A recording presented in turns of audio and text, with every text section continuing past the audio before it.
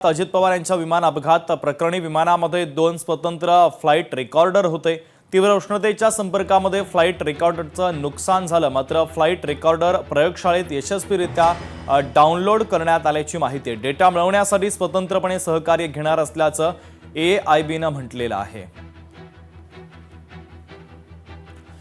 अहिल्यानगरमध्ये टिपू आणि सबकाळांच्या विरोधामध्ये आक्रोश करण्यात आला। सबकाळ आणि टिपूच्या प्रतिकात्मक पुतळ्याचं दहन करण्यात आलं। संग्राम जगतापांच्या नेतृत्वामध्ये पुतळ्याचं दहन करण्यात आलेलं आहे।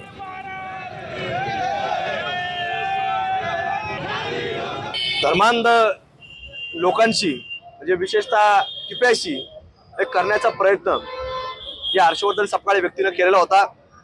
याचा निषेध म्हणून आज हर्षवर्धन सपकाळे यांचा पुतळ्याचं दहन, प्रतिकात्मक दहन आज संबंध महाराष्ट्रामध्ये सकल हिंदू समाजाच्या वतीनं वेगवेगळ्या जिल्ह्यांमध्ये वेगवेगळ्या तालुका स्तरावरती आज महाराष्ट्रभर करण्यात आलेला आहे। त्याच अनुषंगानं अहिल्यानगरीमध्ये देखील छत्रपती शिवाजी महाराजांच्या मूर्तीजवळ या प्रतिकात्मक पुतळ्याचं दहन सकल हिंदू समाजाच्या वतीनं आज करण्यात आलेलं आहे। लोकशाही मराठी ऐका, पहा, जागरूक रहा।